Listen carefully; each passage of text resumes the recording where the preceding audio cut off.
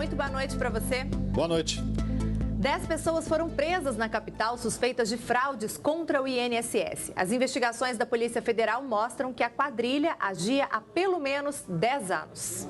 As investigações acontecem desde 2013. A quadrilha agia em vários estados, mas a principal articulação era em Almenara, no norte de Minas Gerais. De posse de informações de pessoas vitimadas de acidentes acontecidos há 2, 3 anos atrás, eles obtinham, junto ao cartório de registro civil das pessoas, a certidão de óbito verdadeira, e a partir daí eles falsificavam uma certidão de nascimento de um filho dessa pessoa. Um integrante da quadrilha se passava por tutor desse menor de idade, então ele solicitava ao INSS a pensão por morte em favor desse suposto filho. Há 10 anos, eles realizavam a falsificação dos documentos e conseguiram receber entre 70 e 80 benefícios, um prejuízo que já passa os 6 milhões de reais. Fazendo uma projeção daquilo que o INSS dispendiria até a idade de 21 anos desses menores, chegaria a mais uns 10 milhões de reais aí de prejuízo ao INSS.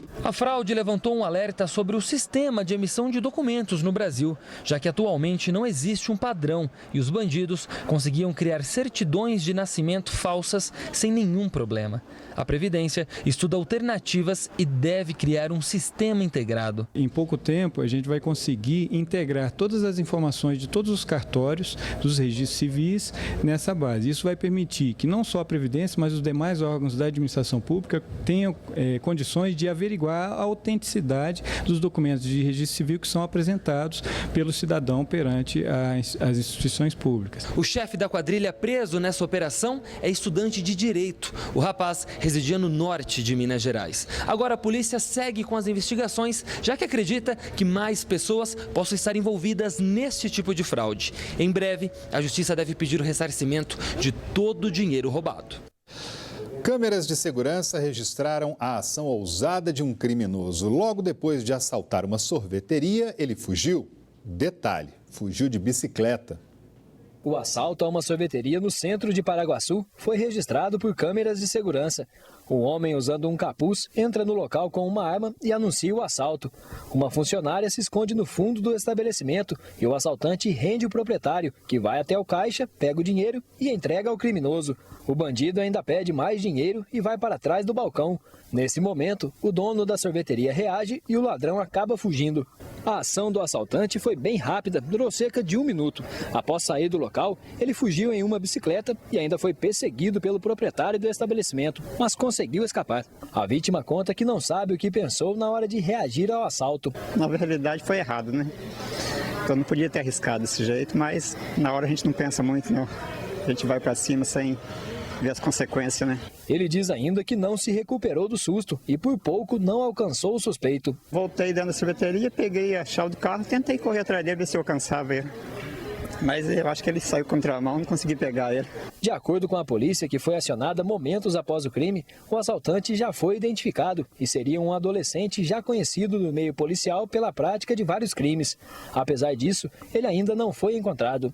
Pelo que foi citado na ocorrência, a gente já tem conhecimento do suspeito, né? Nós vamos verificar o vídeo agora para informar a Polícia Civil de quem se trata o autor. Esse é cara de pau, hein? Desmanches de motocicletas foram alvo de uma ação da Polícia Civil na região de Venda Nova, aqui na capital. Luciana Viana, boa noite. Teve até prisão por lá, né, Luciana? Boa noite, André. Boa noite a todos. Teve mesmo, viu? Teve prisão lá no local. 2 homens foram presos, um de 32 e outro de 34 anos. Eles, André, que foram presos em flagrante. Estamos vendo aí as imagens dos dois. Bom, eles foram presos em flagrante por receptação e venda de produtos de desmanche. Os dois, eles são donos de uma loja de fachada de vendas de peças de automóveis. Isso em Venda Nova, né, na região norte da capital. Agora, o local, ele era usado também para transações ilícitas. Estamos acompanhando também os vários materiais apreendidos pela Polícia Civil. Lá foram encontradas, olhem só, 3 motocicletas, vários produtos, né, ali, ó, furtados, muitas peças, né, até aquelas tarjetas que identificam o nome, né, da cidade a qual ali pertence o veículo. Mas as investigações continuam, porque a polícia quer investigar agora quem comprava, quem passava essas peças para eles, né? As investigações, então, prosseguem, viu? Tá certo, Lu. Obrigada, viu, pelas informações. A qualidade do transporte público já esgotou a paciência dos moradores da capital. Paulo Navarro. Olá, enquanto o metrô não vem nunca mais... Gente, é inacreditável a incapacidade dos responsáveis pelo trânsito em Belo Horizonte. Está na cara que o paliativo deveria envolver mais obras e menos puxadinhos. Paliativo porque as ruas sempre serão as mesmas e a quantidade de carros cada vez maior. Veja o bairro Buritis, mais populoso da capital e literalmente um funil. Não se entra ou sai dele sem usar a rua Mário Werneck, um caos permanente. Idem na região do Belvedere. Quem tem o poder insiste no discurso vazio de que a cidade é para as pessoas e não para os carros, como se automóveis tivessem vida própria ou fossem conduzidos por marcianos. Espantosa também é a passividade do Belo Horizontino. Aqui o absurdo virou normal. Todos os dias, nos mesmos lugares, passam horas parados sem abrir a boca. Infartam dentro dos carros, mas não reclamam. A vida não se resume a andar de bicicleta e de BRT. As obras grandes e inteligentes e necessárias seguem quase invisíveis. Futuro senhor prefeito, mais do que fez o Márcio Lacerda pela mobilidade urbana, queremos o direito de deslocar pela cidade com fluidez e segurança, sem conversa mole. No mais, é sempre bom lembrar a citação de um ex-prefeito de Bogotá, o Henrique Penalosa. País rico não é aquele onde o pobre tem carro. País rico é aquele onde o rico anda de transporte público. Falou e disse.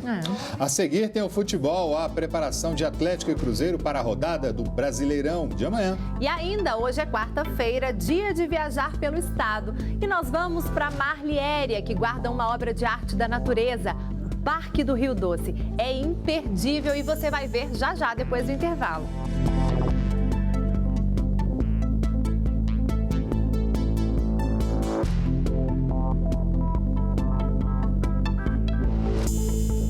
Agora o futebol. No Atlético, a ordem é esquecer a derrota para o Fluminense. A equipe aposta nos 3 jogos seguidos em Belo Horizonte para encostar nos líderes do Brasileirão. Jogadores ainda em busca de uma explicação para a derrota para o Fluminense por 4-2. A gente sabe da importância que é entrar para a história do clube com o Campeonato Brasileiro. Todo mundo tá querendo bastante, só que tem dia que as coisas não vão. No reencontro com o ex-clube, Fred passou em branco e foi substituído no intervalo. Eu estava pensando somente na vitória. Eu era o mais desesperado lá para fazer gols, para ganhar o jogo e infelizmente não deu. O Atlético agora faz 3 jogos consecutivos em Belo Horizonte. Uma boa oportunidade para encostar nos líderes do campeonato. Ainda mais porque o líder Palmeiras enfrenta o vice-líder Flamengo. As partidas contra Sport, Cruzeiro e Internacional são tratadas como decisões. É pensar no Sport, depois pensar nos próximos 2 jogos que a gente vai ter aqui. Os 3 jogos que a gente vai ter aqui em Belo Horizonte, com o apoio da nossa torcida, para a gente continuar né, com esse sonho aí do título. Michael Suel, que deixou o campo com dores na coxa esquerda, deve ser a principal baixa na equipe. Em compensação, Marcelo Oliveira pode contar com retornos importantes. Eraso, Marcos Rocha, Dátolo e Casares podem aparecer já na quinta-feira. E o Cruzeiro está em busca de tranquilidade no Campeonato Brasileiro, mas parece que está difícil do time conseguir. Próximo da zona de rebaixamento, só as vitórias interessam para o técnico Mano Menezes. Um ano que tem sido complicado para um time acostumado a conquistas. O Cruzeiro ainda vive sob pressão no Campeonato Brasileiro. A gente procura conversar bastante, o Mano passar tranquilidade para a gente, né? E a gente vem fazendo uma boa campanha aí no segundo turno, então a gente se apega muito nisso. Tá certo que desde a chegada de Mano Menezes o desempenho da equipe melhorou, mas no momento de se distanciar da zona de rebaixamento e respirar aliviado, veio o tropeço contra o Botafogo. É chegada mais uma oportunidade e é contra o São Paulo que o Cruzeiro vai buscar um pouco mais de paz e tranquilidade. Tem um grupo muito forte, um grupo qualificado e a gente espera na quinta-feira fazer um grande jogo, sair com os 3 pontos de lá, porque a gente também tem condição. Mudanças serão necessárias, já que Arrascaeta e Ábila estão suspensos. Quem entra, mano? Willian quem? Willian quem? Pô, até vocês já sabem quem vai jogar. Vocês sabem que não tem segredo entre a gente. Pelo que o treinamento indicou, Arrascaeta deve dar lugar a Rafinha. O Willian será o atacante referência do time diante do tricolor. Responsabilidade de substituir um goleador que em 12 jogos balançou as redes 9 vezes. Todos sabem da minha capacidade, né? Da minha importância, eu também sei. Mesmo ficando de fora, a gente tem que respeitar, continuar trabalhando como eu sempre fiz, e estou com a cabeça boa e feliz por estar tendo a oportunidade de iniciar o jogo e que eu possa fazer o meu melhor e ajudar meus companheiros a sair com um resultado positivo. O Cruzeiro está pronto e quer muito descontar o prejuízo que teve em casa amanhã diante do São Paulo, para no fim de semana encarar o rival Atlético um pouco mais tranquilo. É uma semana muito importante, né, que possamos estar bem mobilizados, concentrados para ter um bom desempenho diante do São Paulo e trazer um resultado positivo para Belo Horizonte e depois pensar no clássico. Vou mudar de assunto agora aqui. O Parque Estadual do Rio Doce fica no Vale do Aço e guarda um segredo incrível. Além da fauna e flora surpreendentes, 40 lagos são protegidos na região, que é linda. É para lá que a gente vai agora encarar uma aventura no nosso quadro Malas Prontas. O Parque Estadual do Rio Doce fica na região do Vale do Aço. Pertence a 3 municípios, Timóteo, Dionísio e a maior parte dele, a Marliéria, uma cidadezinha com ruas tranquilas e gente simples.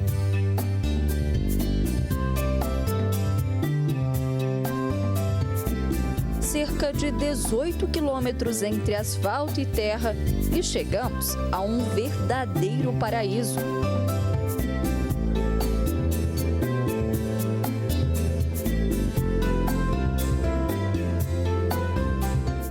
As boas-vindas são os macaquinhos simpáticos. No mirante, uma visão privilegiada do parque. Um lugar encantador, enche os olhos de quem passa por aqui. O parque tem 42 lagoas, é um dos maiores complexos de lagos do país. Só perde para a Amazônia e para o Pantanal mato-grossense. Então, que tal um passeio de barco para desfrutar desse cenário incrível?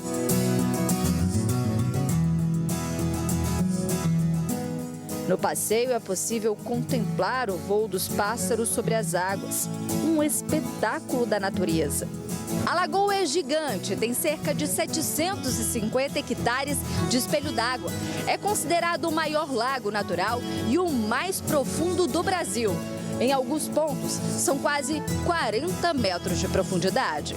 Tem muita gente que vem aqui para pescar. A pesca é liberada, mas somente podendo pescar as 3 espécies exóticas, espécies que pertencem à bacia amazônica, que destrói as espécies nativas, que é o tucunaré, a cará do Amazonas e a piranha. Só pode pescar essas 3 espécies. A melhor forma de conhecer o Parque Estadual do Rio Doce é pelas trilhas. São 8. Umas mais curtas, outras com caminhadas de 10 quilômetros que passam por 4 lagos. Trilhas importantíssimas, onde retrata árvores centenárias. Tem a fauna, que a gente pode ver bicho, pode ver macaco, pode ver serpente. Várias espécies importantíssimas dentro da nossa fauna. Para o descanso, tem chalés e uma área de camping com capacidade para até 250 barracas. Os mais aventureiros, como o seu José Geraldo, preferem acampar. Ele trouxe a família e os apetrechos de casa para curtir os dias de descanso. Esse é um paraíso ecológico, né? Nós estamos saindo do estresse da política e relaxando um pouquinho para o contato com a natureza, né?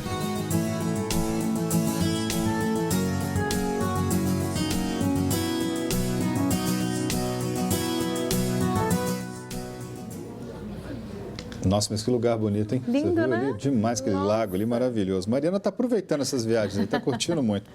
Daqui a pouco você vai ver que uma mulher e uma criança ficaram feridas depois que o ônibus em que elas estavam caiu numa ribanceira. E ainda, a polícia apresenta suspeitos da morte de um investigador durante uma tentativa de assalto. A gente volta já já. Uma mulher e uma criança ficaram feridas depois que o ônibus em que estavam caiu em uma ribanceira de Brumadinho, na região metropolitana de BH, hoje de manhã. Dimara Oliveira tem as informações direto da Rádio Band News FM. Boa noite para você, Dimara. Boa noite, Gisele. Boa noite, André. Boa noite para todo mundo que está acompanhando o Band Minas. Esse ônibus, Gisele, ele levava 21 passageiros e era uma excursão. Ele perdeu os freios e caiu em uma ribanceira que fica próxima à rua Maria Martins Drummond, ali naquele condomínio da região do Retiro do Chalé, essa região de Brumadinho, região metropolitana de Belo Horizonte. Segundo o Corpo de Bombeiros, a mulher e a criança que não tiveram a idade divulgada sofreram escoriações leves, passam bem e já foram liberados, mas sem dúvida nenhuma deve ter sido um susto enorme, porque é uma ribanceira, 51 pessoas, o ônibus rolando por ali na excursão, foi um susto por ali, mas está tudo bem agora, tanto com a mulher quanto com a criança que não tiveram a idade divulgada. Essas e outras notícias você acompanha aqui na Band News FM 89.5, nós estamos aqui sempre a partir das 6 da manhã. Gisele, André. Tá certo, obrigado, Dimara. E agora uma oportunidade para quem quer colocar o sobrenome do pai ou até da mãe no registro. Um direito que muitas vezes não é usado. Dia 7 de outubro acontece o mutirão Direito de Ter Pai aqui em Belo Horizonte e em mais 39 cidades do interior do estado. Olha só. O Victor segura orgulhoso a identidade que ele tirou recentemente. Optou por esperar 12 anos, já que com a perda prematura do pai, não foi possível herdar seu sobrenome. Mas essa história mudou depois que sua mãe ficou sabendo do mutirão Direito de Ter Pai. Eu ouvi na rádio, né? Eu ouvi na rádio que estava tendo, quem não tinha o nome do pai no registro, podia estar indo lá na Defensoria Pública, que eles iam fazer o DNA, né? E comprovando, ia colocar o nome do pai. Aí eu fui. O mutirão acontece desde 2011. E desde então, quase 27 mil atendimentos foram realizados aqui na Defensoria Pública. E esse número deve aumentar no próximo mês. É que o mutirão deste ano já tem data marcada, dia 7 de outubro. E quem precisa já deve procurar a Defensoria Pública. Precisa trazer os seus documentos pessoais, né? Certidão de nascimento, comprovante de endereço e o nome e o endereço do suposto pai, para que a gente possa notificá-lo para comparecer no dia do mutirão. Os exames e o registro são totalmente gratuitos e ainda ajudam a recuperar a autoestima de quem por algum motivo se sentia incompleto. Eu sentia triste porque todo mundo tinha o nome do pai e eu não tinha. E agora estou melhor, agora já tenho minha identidade toda feita aqui. Bacana. A polícia apresentou hoje os suspeitos da morte do investigador da Polícia Civil, Vinícius de Moraes Mendes, em uma tentativa de assalto no bairro Ouro Preto, aqui na capital, na semana passada. Um deles chegou a ser preso na Bahia. Com eles foi localizada a arma utilizada no crime e também um revólver do policial que estava com a numeração raspada. A Polícia Civil chegou aos 4 suspeitos uma semana após o assassinato do investigador. De acordo com as investigações, um adolescente de 17 anos, morador de Betim, na região metropolitana de Belo Horizonte, foi quem atirou contra o policial, que teria esboçado reação à tentativa de um assalto. Na noite do crime, o adolescente usava este agasalho.